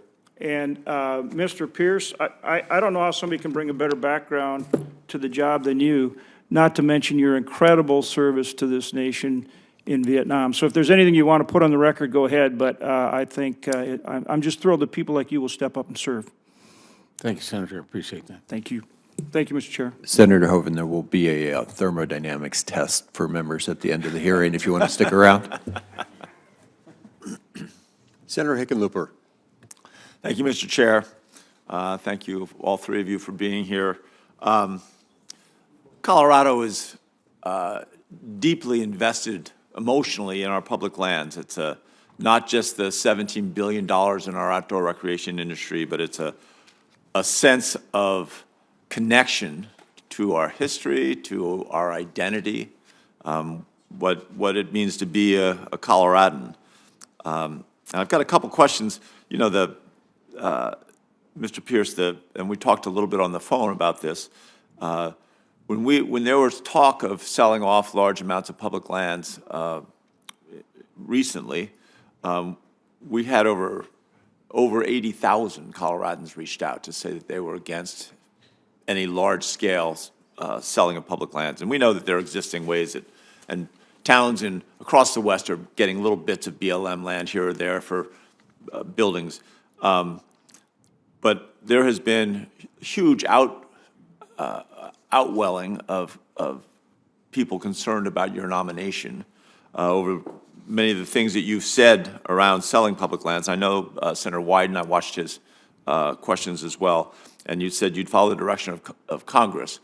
But I think oftentimes someone in your position influences Congress. And I guess the question is, are you free of those past comments? And I could read back several where you supported the widespread sale of public lands, either to pay down the deficit or to get money for education or whichever reason. Is that something you really can renounce and feel that if you were being asked by Congress to provide input? what would you say? Appreciate, number one, the conversation, the time that you took a couple of days ago. That was very instructive, and I appreciate that. As far as the large-scale wholesale of land, I think that the Secretary has been very clear. FLPMA prohibits any large-scale sale by the Director. And so it would be at the Secretary level, and he said, and I would intend to follow his lead on that, that there won't be any large-scale sale of lands. Well, but if you were asked by Congress your opinion, what do you still feel that would be your own personal opinion? Would it be an efficient and useful process to be able to sell off more of that land if Congress was asking they might change such a statute? Well, that, Senator, is kind of a multidimensional question. Sometimes the eastern states don't understand the role of PILT, and they begin to suggest that PILT should be taken away, that it's welfare to the West. And those conversations then take a whole different tack on the issue. But if you were asked to sell, if they were said to pay PILT to sell public lands, again, I don't think there'd be any question. The people that are calling us and so concerned about your nomination, that would not be a reason to suddenly begin selling land. That's not a position that I would take, but also it's a position that's not even allowed by the Director. And I've indicated multiple times today that I'll work with the members of the committee on the land in their state.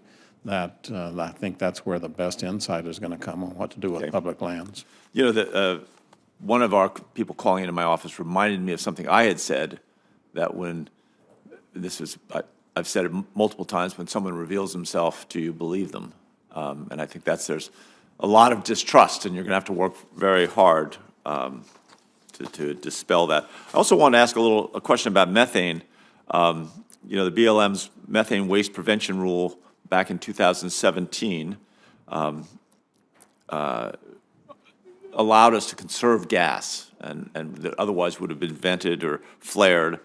Made common sense, but when I was governor of Colorado, we actually sat down with the oil and gas industry and the environmental community, and we spent a year and a half creating concise, efficient regulations that did everything possible to make sure that we did not put those harmful pollutants into the air, and that we were able to get maximum benefit from them.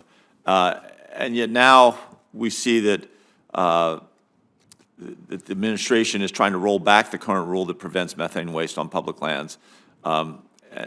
I think we've already proven that the energy sector can get behind dealing with this. Why are we trying to, pull that back?